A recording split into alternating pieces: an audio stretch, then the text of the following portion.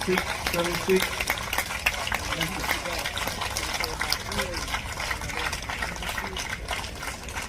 Hello and welcome to episode 9 of the Tennis Asia podcast. And on this show, we'll talk about those hectic post-Roland Garros and pre-Wimbledon few weeks with focus on Triple Z, Osaka, Zheng, as well as the old podcast favourites Kwon, Jerry Shang and Crystal Jang. And joining me here to navigate through everything is Mr. Tennis Asia himself, Mr. Eddie McGee. Eddie, it's been a long time. It has been a long time. I've been quite busy with various things, some non-tennis things, but finally we're actually back focused on the tennis, and it's a great time to do it because Wimbledon's about to start. Yeah, the last time I talked to you on a Monday night actually was, I think, in a Haebangchon dive bar around about 2.5 weeks ago, and you were like, shall we go live? And I was like, yeah, let's go live, but we actually fumbled the connection, so we didn't. So it was probably a good thing that that we actually didn't. Actually, we went for a kebab after that, and then we all. Oh, you didn't go? Yeah. All we needed was a fight in a taxi rank, and we would have had the Great British Night Out. But it was good. But anyway, on to business, and look, let's start at the top. Asia's number one, Triple Z, Zhang Zhizhen. He's earned himself a ranking that will see him seeded at Wimbledon after, I think, at least one top 32 player, Jiri Lehecka, has already pulled out. Yeah. He tore things up in Halle. He got his second victory over a top 5 player, and he came through, I think, three setters. It was a brilliant tournament for him. Yeah, I mean, making a 500 semi-final is great for him anyway, but also just to do it on grass. Obviously, he's showing now that he's quite capable on clay and on the hard courts, and now we see him now performing very highly here now in Halle, and only eventually losing, and no shame in doing so, against Jannik Sinner. Getting that victory as well over, I think it's his third top 10 victory. He got a victory over Daniil Medvedev, and I think it's actually his second top 5 victory as well, because he beat... Second top 5, yeah. Yeah, he beat Casper Ruud at the US Open. Was that last year? Yeah, so... Yeah. I mean, he's showing... And he's surprising many people, I think. I think he's exceeded expectations even from people like myself and others who are following tennis closely. And yeah, I mean, he's doing really well. I mean, that victory over Medvedev, I mean, Medvedev is maybe not... He's not been in best form recently by his own standards, and on the grass, he's a little bit less comfortable than you might expect. But yeah, that was a great one for him to get the victory, Zhang Zhizhen, in 3 sets. And then finally going into the semi-final, he also came through a tough 3-setter against Chris Eubanks, who of course serves big and well.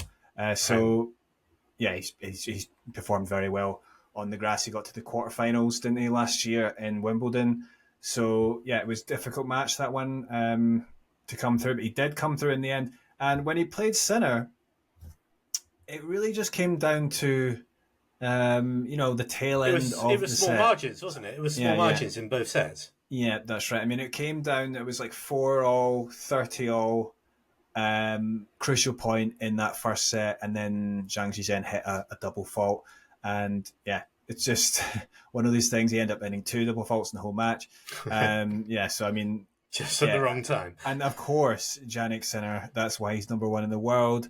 This is the first tournament he was playing as number 1, and yeah, he quickly took control there, making sure to smack home that second serve return that he had, and then following it up. So I mean, for Zhang though, he did get better actually, I thought, in the second set, and I felt like, probably just he's having to go for it right now. The pressure's off, but he stayed completely competitive in that second set right until the tiebreak, when again, it was just down to not playing those crucial moments quite as well as obviously Sinner. He's not going to give you, he's not going to let you get away with any poor play. You're not going to get any free points, no.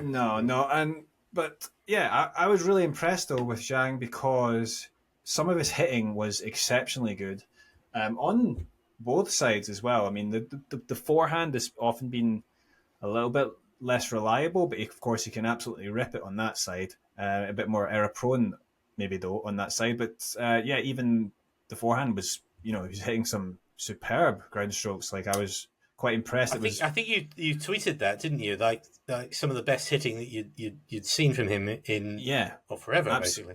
Yeah, absolutely. But then, I mean, it's like ATP. I mean, that felt like a top 20 sort of level hitting that he was coming out with. I mean, now he's lost here, but he moves up to 33 in the rankings, a new career high. Right. Yeah, as you said, Jerry Halahechka has withdrawn, which means that he will, unless he has to withdraw himself, he will be going in as at least the number 32 seed at Wimbledon, and that's the first time for him to be seeded at Slam, and for it to come at Wimbledon is pretty interesting. So he's drawing Berrettini in the first round, obviously. Yeah, I mean that's just the most, by far the most dangerous and non-seeded player there, Berrettini. But I mean, if you can get a decent draw, a half decent draw, then we might be able to go on a little bit of a run, I think. Of course, it all depends what seeded if he's in the number 32 seed. He will face one of the top 16 seeds in the third round, or they're projected to. Of course, it would depend who he's drawn against. I mean, if it's Yannick Sinner again, we don't expect him to get through that one. But yeah. But nonetheless, of course, these draws will open up. We'll see what happens when it comes out. But I think he is playing Eastbourne as well before Wimbledon. I think he's got Kekmanovic in the first round on Tuesday. Yeah, and I think on grass that should be one that Zheng will be feeling pretty confident about. Should be winning. Yeah. Kekmanovic is not as adept. But I would say that, I mean, it's a bit, you could say it's a bit risky. Some players just like to keep that winning feeling going. So he wants to continue here in Eastbourne. I think maybe he had some points dropping off. So he maybe from this time last year. So he might just want to keep that going. But I mean, it's of course like there's good match practice as well to have actual matches just before the tournament, and grass anyway tends to be a little bit less intensive in terms of the rallies anyway. So hopefully for him, he'll be get a few wins under his belt and head into Wimbledon fresh.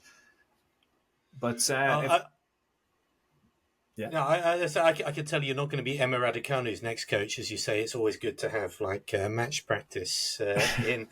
But, talking about Emma Raducanu, she is playing in Eastbourne though. And but you know who else was supposed to be playing in Eastbourne but withdrew just before the tournament was Osaka, Naomi Osaka. Let's talk about Osaka actually, and we did have another tennis Asia Bowl at the Berlin Grass Court Championships. I think that was over a week ago now. Time really does fly in tennis. Naomi Osaka faced off with Jang Qinwen in a match that was probably worthy of being better than a round of 32, but it was a good match. It went to 3 sets, didn't it? Yeah, and that was, of course, for a round of 32 match, first round match, that's certainly a really big one. Naomi Osaka against Zheng Qinwen. And Naomi, she hasn't actually played on grass before this season since 2019. Right. So it's been so long for her, and she hasn't, been able to build up the results and the success on this surface like she has done on the hard courts. Of course, she's got a big game, and you think that could potentially translate well to grass. And in the previous tournament in was it in the Netherlands, the Roosmalen Open, she actually did pretty well because she came through in straight sets against Elise Mertens and then local player Susan Lamens, and then lost in 3 sets though. It was a tight match though to Bianca Andreescu, who's on the sort of comeback now, and Andreescu ended up reaching the final there. So coming into this, you thought maybe Osaka might be in a good opportunity for Zhang against Zheng, who hasn't, had results on much experience on the grass. So, but no, Zheng was the player who came out on top. She came through in 3 sets, 6-4, 3-6, 6-3, and you do wonder if she does come in with extra motivation, Zhang, after sort of ex-coach. We're still going about the coach, yeah. Yeah, but I mean, because, she came out really strongly because Zhang hit 23 aces in that match. Right. And she does have a big first serve. And so that is something that could definitely help her coming into grass season, coming into Wimbledon. Right. The problem with Zhang is that she tends to have a very low first serve percentage. If she's getting, I think she averages like 50%. So, but when she does get in, it tends to be very high, the number of points she's winning. So in this particular match, she won 88% of points on her first serve. Right. And she had 53% in, which is, it doesn't seem high, but that's quite a lot. But she hit 23 aces. She also hit 7 double faults. But that's maybe indicative of the fact that she was really, sort of going big. But Osaka did come back into it. I saw that, and she looked to be playing well. But then, of course, Zhang, she came through that match, but then she lost in the next match. It didn't play anywhere near as well. She lost, so in straight sets to Siniakova. I think it's definitely still a surface where they need to adapt a little bit. When it comes down to the tournament, though, of course, it's going to be quite draw dependent on how well they actually do. Sure. I mean, I think with Zheng obviously being highly seeded, that's gonna, that's definitely gonna potentially count in her favor. But I do think, I don't think it's not been the best preparation for Naomi, and she's decided not to play Eastbourne. Maybe she just wants to, have good practices before Wimbledon. But I think maybe because we've seen what happened. She played a great match at the French Open. Obviously, she's got the big game experience, so I wouldn't be surprised if she goes on a little bit of a run in Wimbledon. Am I expecting her to win the tournament? No, but I think she's definitely. And she feels the pressure is off, doesn't she? Just like on clay, she feels that on grass the pressure is off. There's no expectation to win, and that's generally when she plays her best tennis. Mm-hmm. Yeah, for sure. And it's going to be the main focus for her. Yeah, if she does get a good run here in Wimbledon, it'll feel like a bonus almost. But then, looking ahead to the hard court season in North America is going to be the big one for her.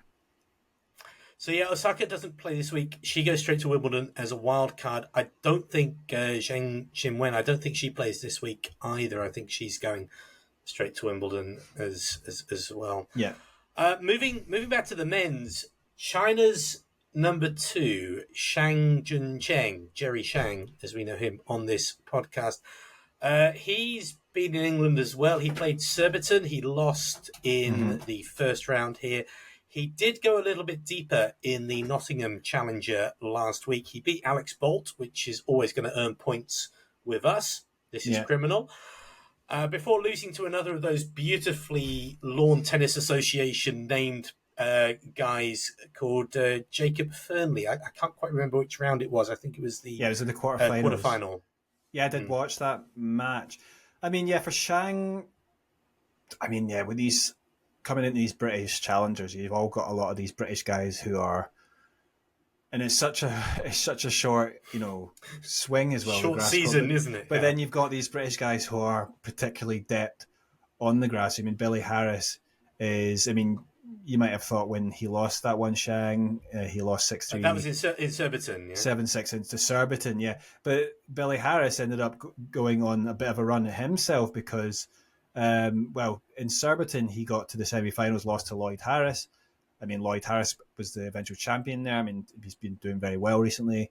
I beat, Billy Harris himself, and then he goes to the semis in Nottingham, and then he gets to the quarters in Queens. So, and this is, he's at the tail end. Well, I say tail end of his career. He's 29 years old. So, yeah, but so he's just suddenly hit a great patch here. So for Zhang, yeah, it's difficult one for him to lose that. But going into Nottingham, yeah, again, came through pretty well. I mean, I think for Shang, yeah, it's just going to take a little bit of time for him to get used to. I think he can play well on grass. I mean, he's still, of course, he's only 19. He's got very little experience on the surface. But when he lost to, you said Jacob Fernley.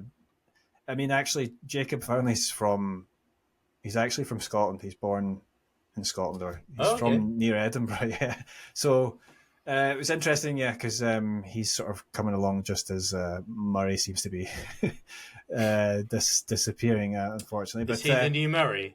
Well, he Fernley. Well, I don't know if he's a new Murray, but he's going to be like, let's just say, the best Scottish player now. But yeah, he actually ended up winning that tournament and got a wild card for Wimbledon as a result. So Wimbledon, yeah. But then, yeah, for Shang though, he's come down to Eastbourne and I think it's a good decision. He's due on court any moment right now, isn't he? He came through the qualifiers in Eastbourne. He's playing Echeverry. So by the time we publish this podcast, he could either be through Otta and Hussey. Yeah, he came through the qualifiers. Yeah, he will play Thomas Martin Echeverry, who's the number 7th seed. I definitely think that's actually he got a good chance of winning that.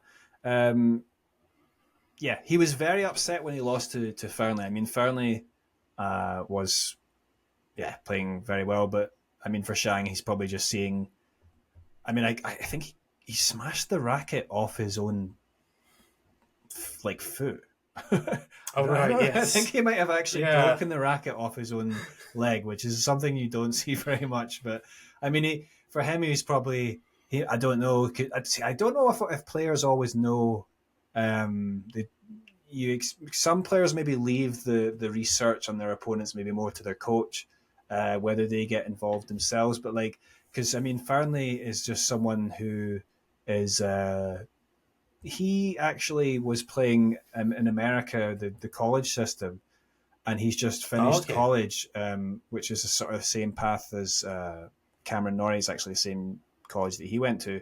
So his ranking was very, very low before, because he'd only played when he had the off season from the colleges, and he played some, but he's won a lot of matches when he has played the pros. But yeah, so maybe Shang was a little bit taken aback by the level that Fernley produced in that one. But I mean, that's just the way it is. I mean, there's a lot of tough guys out there at this sort of level, at the challenger level even. But I think this is good for Shang to sort of, get used to, playing on this surface, and he can get some matches under his belt here, and he'll go into the main draw next week. So we'll see how he gets on. But he's got a lot of talent, and I do think he can get some results on this surface. I think, problem for him is maybe the serve isn't quite as consistent as he would like it to be, but. He's definitely got weapons. Not necessarily going to get the 3 points that the big servers do on the grass. Now, changing gears a little bit, the week we started this podcast, we were in Busan. I know you were in Busan last week. I'm not sure if that was tennis courting or just regular courting. I'm not quite sure what that was. I'll be in Busan tomorrow, actually. We went to the 125, and you interviewed Kwon Soonwoo, among others, and he was remarkably sanguine about what we call the imminent end of his career, because he's got a 20 months stint in the Korean army coming up.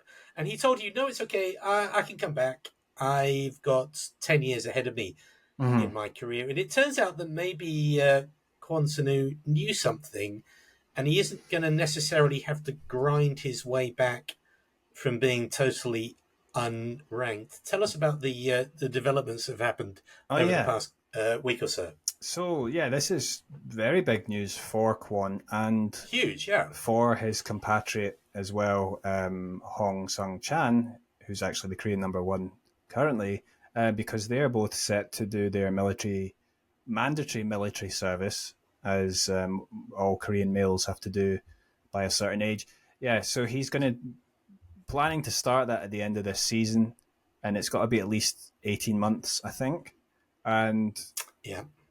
yeah, which is obviously you would think would be detrimental to a tennis player's career. Or Especially at the age Kwon is, he's yeah, very late 20s now, yeah. and How old is he now? 26 or yeah, 26. yeah, Or 20, yeah. So I mean, this is like yeah, it's sort of getting into the sort of the peak of his career, and then yeah, of course it's difficult. But then now, since last month in May, there was a change of the ATP rulebook to include protected ranking protection for those who, not only for those who are injured or have a medical problem, but those who have to do a mandatory military service, which comes very convenient time for Kwon and Hong.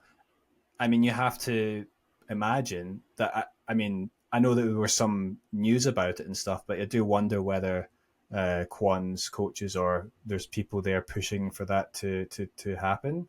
And to be fair, it's a reasonable thing for them to put in the rules, I think, because it's. I mean, this obviously, happens in Europe, doesn't it? I mean, Switzerland, Greece, Norway, they all have mandatory military service. It's not quite as long as the as the Korean one. But, yeah, and then the rules, it's still the same thing. It has to be at least 6 months out. right. So I do wonder how that's going to work in sense that so if they stop playing, and yeah, obviously they're going to be stopped playing for at least 6 months, but then he might be able to sort of compete in like some local events, maybe using Right. that protected ranking. I don't know. Right. I'm not sure how that's going to work. Obviously, there's not that many Korean events anyway, so which would have been the problem with him just coming back from scratch. It's like you're not going to get many wild cards. You're not going to get many Right. of these. But yeah, but obviously very good for Kwon and for Hong and any other players that might have that they don't get as much recognition. Maybe lower ranked players that have to do their Right. Right. Yeah. their military service, and then of course there's could be other countries. I mean, people that might have to do military stuff as well. I mean, we got some countries that are at war right at the moment. That's true. Well, yeah, that's true. Yeah. So there's always going to be situations where this could happen. So Kwon's only tennis, he got through the first round, obviously, at Roland Garros. His only tennis since then has been that doubles in that really weird event in Daegu. I think he actually got to the final with Park Sung Min. They were absolutely destroyed by Jaemin Lee and Mingyu Song. so it was such a weird tournament, that one. yeah, I mean, I can only think that because he was hoping to obviously with Wimbledon coming up, Right. the net skills, if you can harness them, is something important. He decided to play this low level ITF event in where was it, Daegu? Daegu. It was only a 15K. He played doubles with a young. It was. I can't remember who was playing. It was a young Korean player, right? Sun Min Park. Yeah, so he's only like 18 or something. Who so I accept I'd never heard of. yeah. So yeah, it was a bit of a strange one, but I mean, they breezed through it, didn't they, until the final. But but then that's when Kwon actually got injured, and I think that's why because I wasn't able to watch it, but they lost badly, right? And I read they lost like 6-1, 6-1 or something. And I read in the Korean news when I found out, which is where I found out that Kwon might be getting the protected ranking for his military service. He mentioned that actually he stood on a ball that he didn't see and actually went over in his ankle, and so he twisted his ankle before the match, but then I think it was he said that he decided to play anyway because there was loads of people there.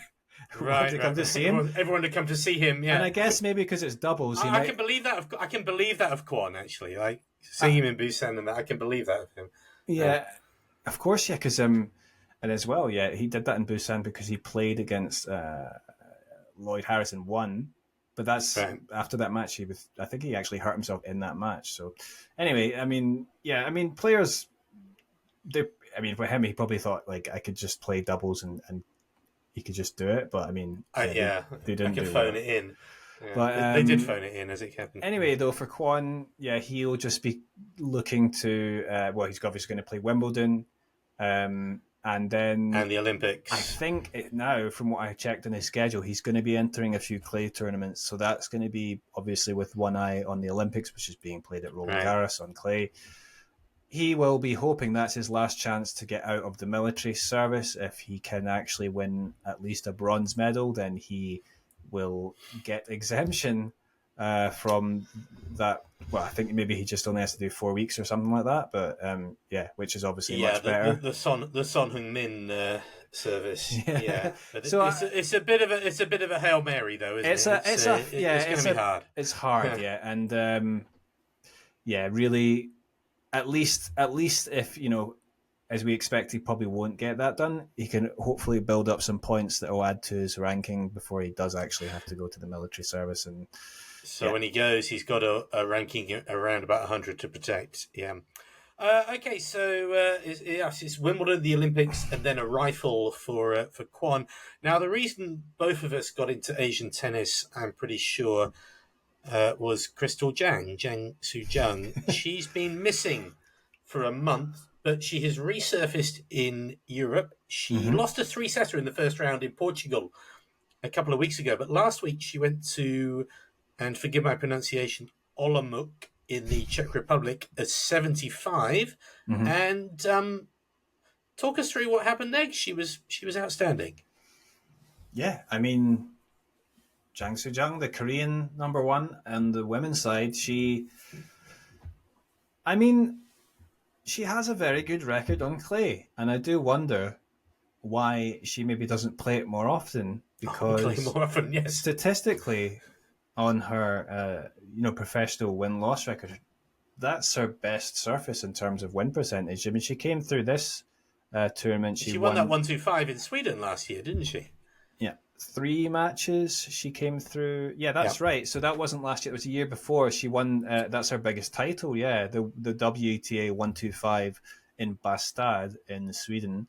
And then obviously she's come here. She's won 3 matches with straight sets, and then she lost the first set in the semi-final 6-4, but then came back 6-2, 6-love against the local player Pastikova. So. Yeah, and then she went into the final. It didn't go as planned. She lost to Bondar, the Hungarian player, Anna Bondar. But it was 6-3, 7-6, and a 7-4 in the tiebreak. But for Jang, I didn't see all that much, but she was down 6-3 and then down a double break 4-1 and then brought it back. She did fight back well to bring it back from a double break, and then she got obviously to a tiebreak and lost it. But she still managed to make it somewhat close in the end. But I think she now goes to she's still continuing on the clay. So she's now playing in because her ranking is not high enough to get into Wimbledon qualifying. Yeah. Actually, should be getting quite close. What's her ranking now? So it's 232 in the live rankings. That might be enough, for getting in not qualifying for Wimbledon. Sorry, that's already started. For the US Open though, because I think she's still got a few weeks for that anyway. So, but now she's in another tournament in Doski? Wait, was it Doski? Yeah, the Maka Lake Open.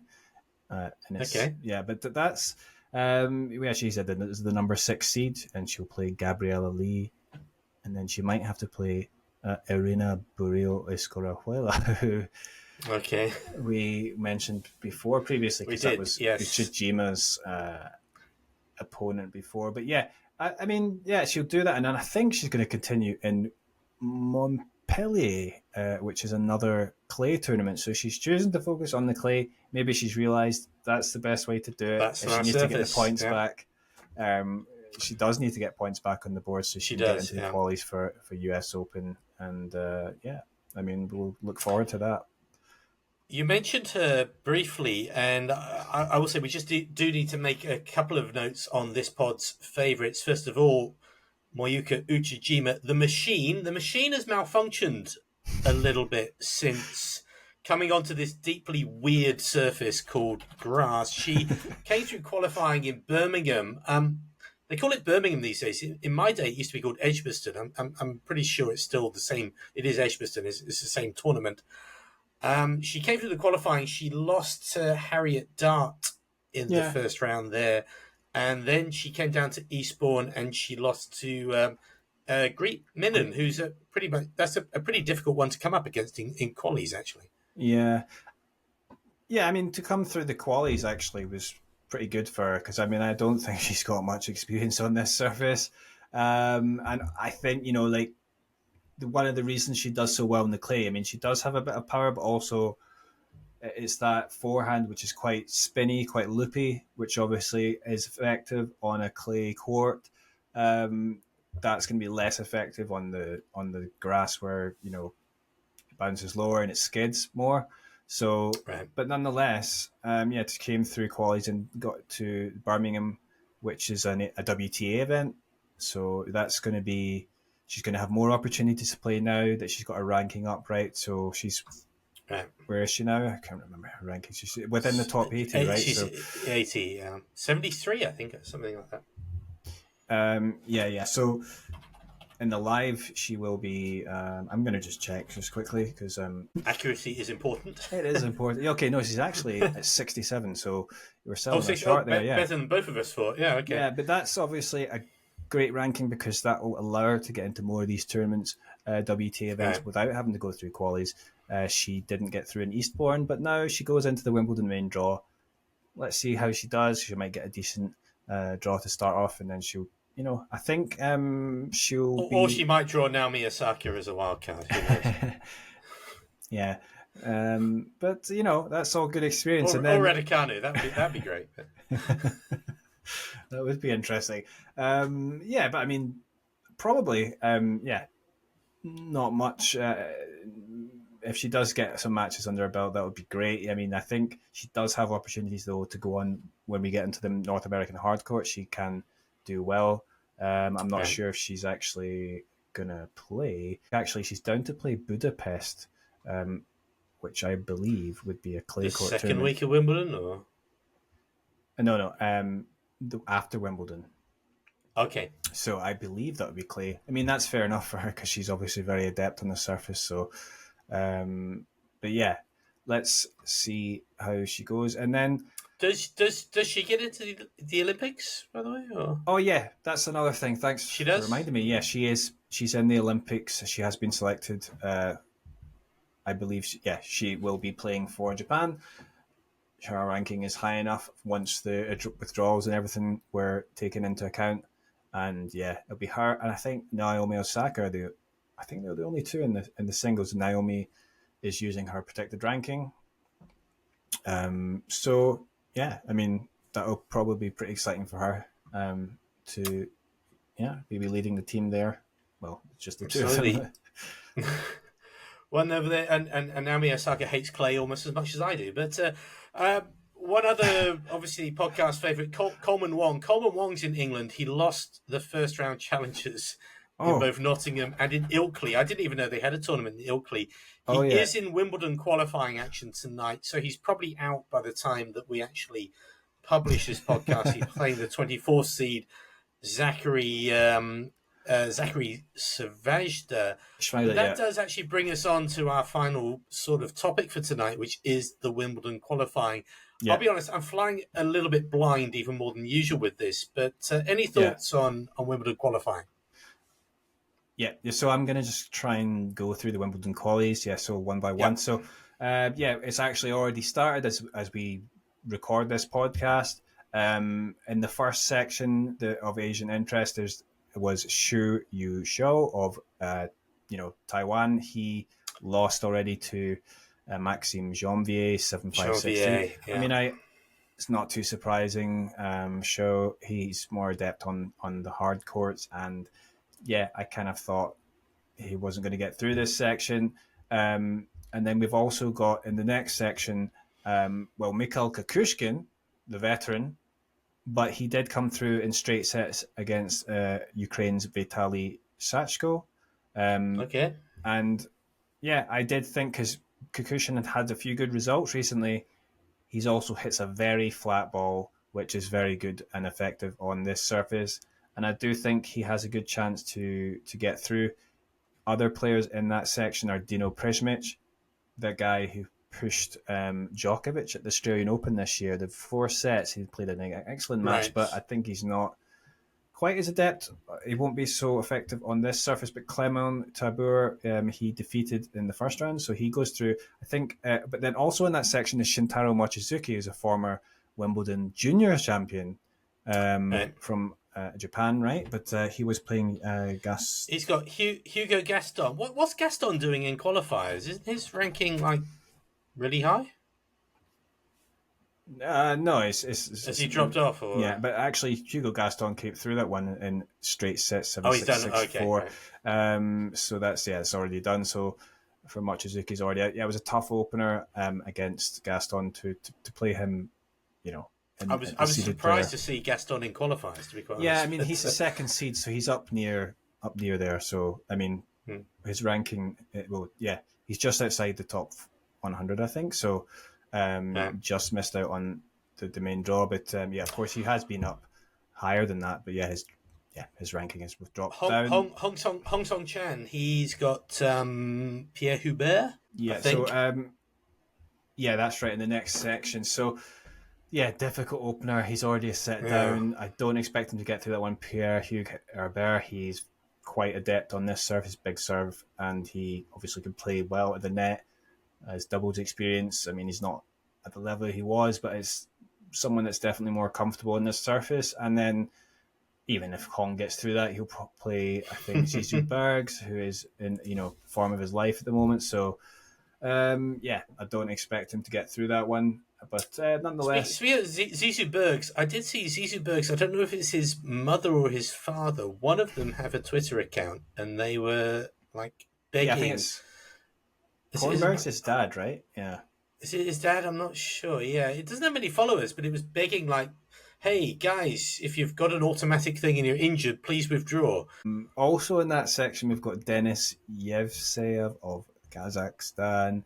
But moving further down the draw, we talked about Coleman Wong. He's got a tough draw, though, against Zachary Schweider, the American, another young, up-and-coming American, but he was the 24th seed here. I think, Coleman's only had 2 matches this grass season, lost both of them. I don't think he's had. The first one was against Billy Harris, who we talked about before, and he lost straight sets to Napolitano and Ilkley.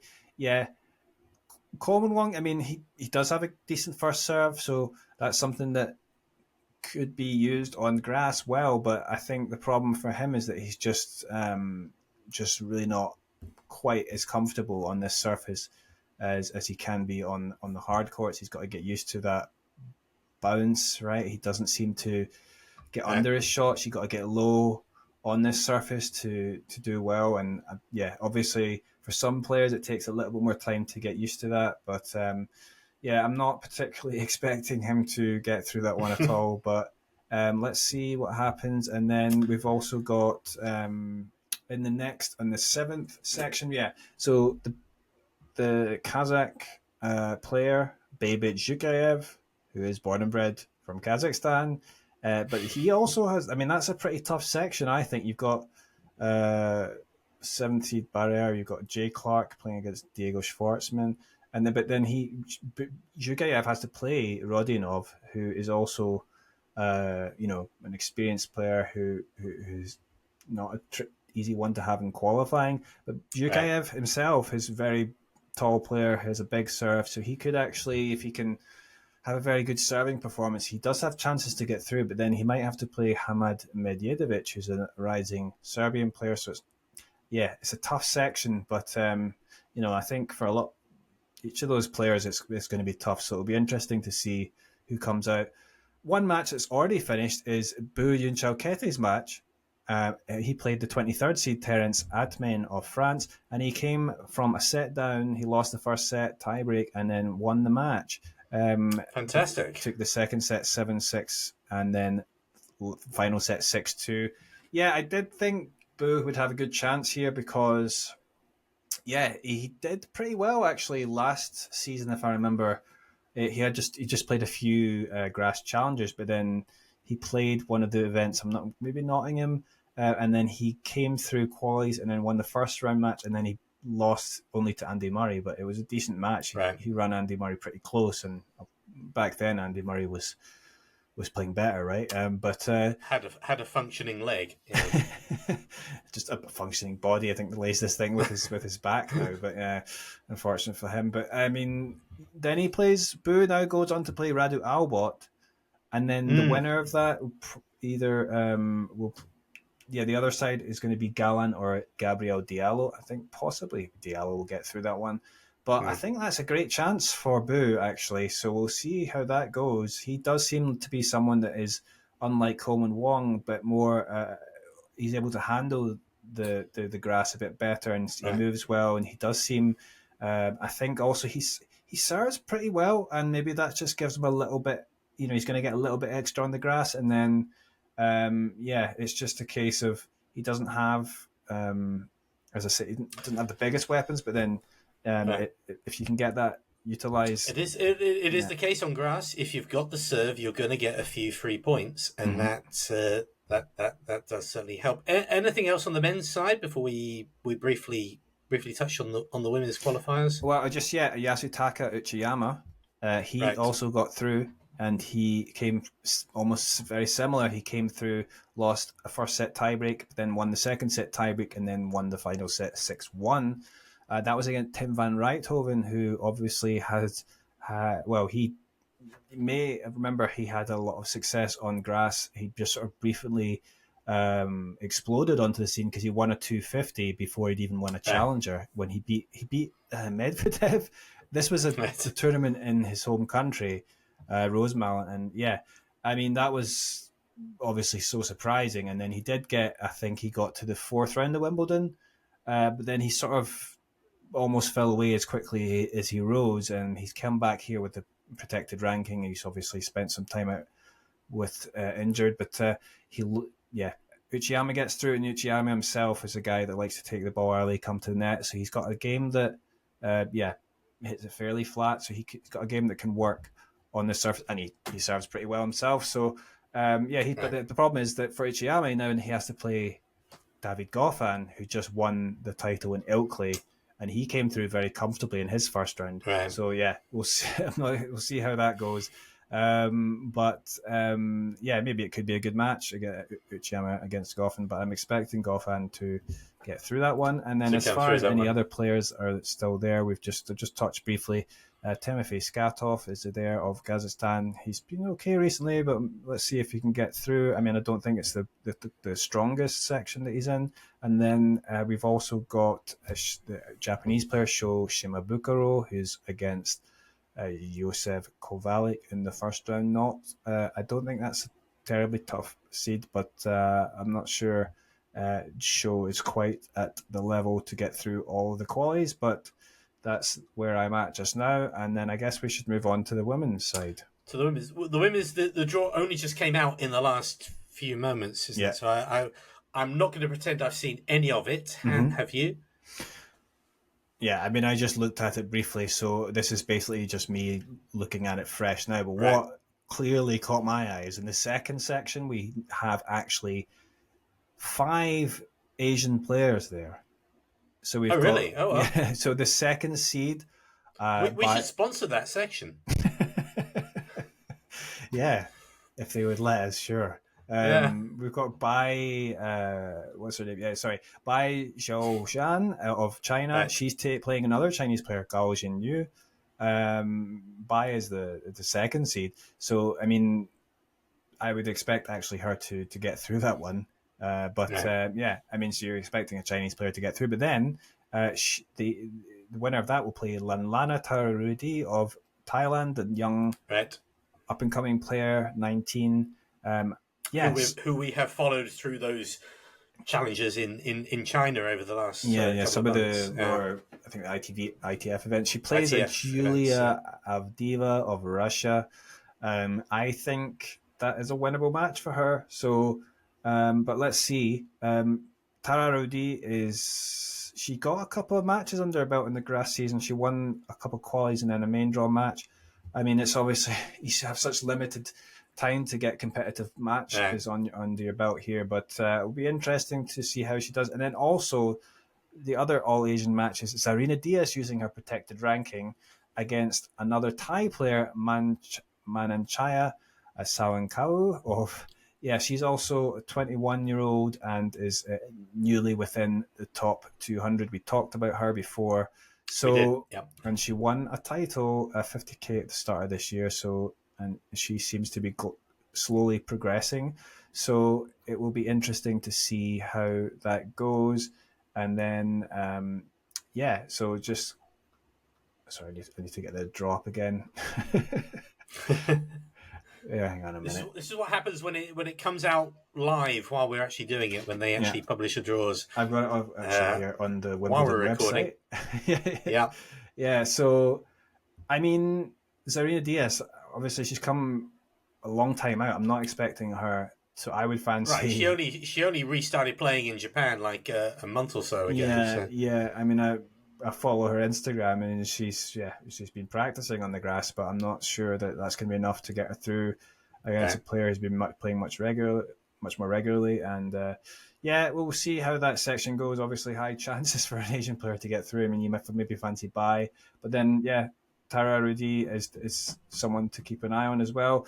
And moving further down the draw, we have to move much further down, I think. So we've got Shilia Wei, who's another upcoming Chinese player.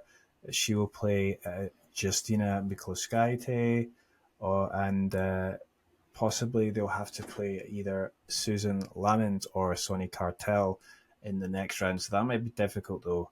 That's going to be a potentially difficult round after that.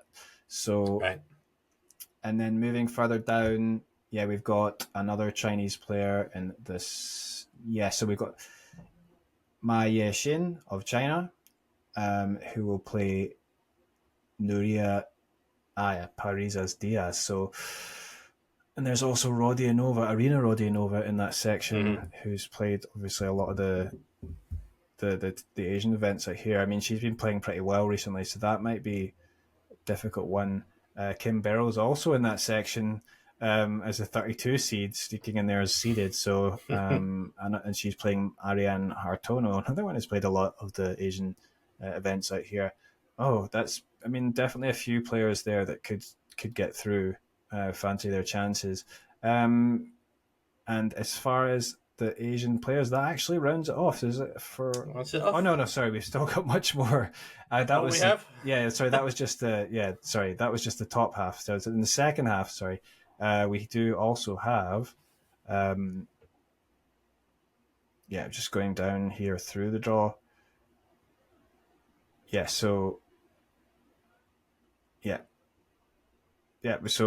obviously we got plenty of Chinese players. This draw has only just come out. This is why. This is not a lack of preparation. This draw has literally come out since we started recording. I think, so we've got just Yu Zhaodi of China there, who is the only one remaining, and I think that's the bottom half. So as far as players that I'm expecting to get through, so we've also, I missed that as well, we've got Mayon Tama. She is seeded here at the number 13 seed. She will play Turkish player Zeynep Sonmez. Okay, she's actually been on the rise. I think, didn't she qualify for? She qualified for the French Open, actually. Right. And that was quite a big thing because obviously not many Turkish players getting through. Yeah. Turkey is also a country that's between Europe and Asia, right? So, do we put it in our purview that? I mean, I think technically they get grouped in Europe, don't they? Because they're in the part of the European, like Certainly in federation football events and all that and and stuff. Yeah, the but Eurovision Song Contest and all even though that. geographically So, it is mostly, yeah. I think actually technically Asia, right? So, but no, I think Mm. Maya Hontama, she will. She'll have to play either Polona Herzog or Mm. Victoria Hrunkakova of Slovakia. I do think, although maybe she has a good chance to get through that one. And I think as far as the Asian players, that pretty much rounds us off. So I think, unfortunately for the Asians, they're all just that one section. I mean, well, I say Yeah. unfortunately, but I mean, that's an interesting one to, because I want to see the younger players coming through. And I mean, I think there's quite a lot of men in the Asia, on the men's side in the qualies from Asia, which is maybe a little bit more than usual because we kind of expect it. I mean, especially with so Right. many Chinese players on the women's side. But yeah, I mean, it'll be interesting to look forward to that. And I think as far as tennis this week, we'll be looking forward to obviously the Chinese players in action. We've got Zhang Zhizhen. He's going to be continuing in Eastbourne, and then Eastbourne, yeah. and then also Jerry Shang. So I think I wonder if Jerry Shang has his match started yet. He's probably already eliminated, but that's probably ruined our podcast by that. But no, No, not. his Okay, match so hasn't started yet. it hasn't started. Okay. So Eastbourne this week, Wimbledon qualifiers. It's going to be an interesting week, and then the main events next week. Then, we'll Any other business tonight? I think did we touch on Sumit Nagal? We didn't touch on Sumit Nagal, did we? No, he hasn't played since Perugia, where he did pretty well.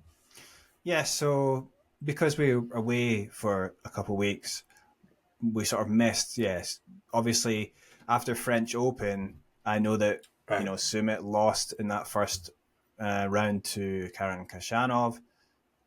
Obviously, it wasn't a great round. He probably wasn't feeling too great having to lose in straight sets like that. But then he said, okay, I'm just going to go on back to the Challenger Tour and play some events. And he came through and won that event, the first event that he played after French Open. And he did it very convincingly. He came through in straight sets in that fight. No, he didn't come through in straight sets. He came through the first set 6-1. He lost the second set tiebreak and won the final set 6-3. He started off actually. He played against Nicolas Bachelet-Vili in the first round and won that match in 3 sets. Also had a very good result in straight sets in the semi-final against Luca van Asch. But he took that title, big title in Heilbronn in Germany, and then continued playing in Perugia, in Italy, and went all the way to the final. Unfortunately, he lost in straight sets to Darderi, the number 1 seed, 6-1, 6-2. I think he was probably a bit gassed by the time he actually got there. He came to an incredible match because he lost in the second round, the round of 16 against GNS. He lost the first set 6-love, fought to take the second set hard 7-5, and then won the final set tiebreak. 7-5 in the tiebreak. So he was just really fighting hard here to get all the way to the final. Unfortunately, couldn't win it. I mean, had a pretty good victory in the semis against a very experienced clay courter, Zapata Miralles. So that was a very good result. I think rightfully he's taking a break after this. You play 2 weeks back to back, every day, then you probably need a break. So he's just going to take a break, and he'll be playing at Wimbledon in the main draw.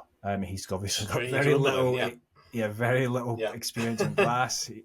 He likes to play on the clay. It was a big effort to get his visa, so he's got to take the chance. But I mean, for him now, he recently got up to, I think last week he was at a career high ranking of 71. This week he's at 72. Importantly, though, this means playing those challengers wasn't for nothing. This means he's now in a really good position to actually get into the main draw ATP events without having to play qualies. He's actually entered into Bastad, which is after Wimbledon. So Bastad, of course, is played on clay and is the one in Sweden, but it's an ATP 250 event. Right. So we'll be seeing him a bit more on the main tour. I'm guessing he's going to try and focus on clay.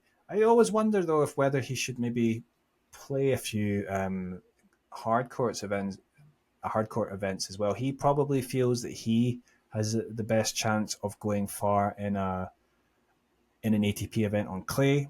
I think he's done pretty well in hard courts as well, though. So we'll see. It'll be interesting for me to see how much he focuses on clay versus, the hard courts going into, obviously the North American hard court season. So yeah, but I mean, I think for him, we're not expecting him to do well at Wimbledon, but yeah, he's probably happy to collect that. It's a pretty big paycheck as well, right? So. And who knows? Well, that's a whole different subject, isn't it? But yeah, how much it is to lose first round at Wimbledon. But yeah, Eddie, thank you very much for joining me tonight. We've got a good week coming up. Eastbourne qualifying. The qualifying tournament is always fantastic to watch. Then we've got the main event. Thank you very much, and hopefully we'll see you again next week.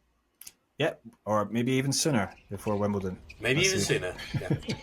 All right. Yeah. Cheers. 6, 7, 6.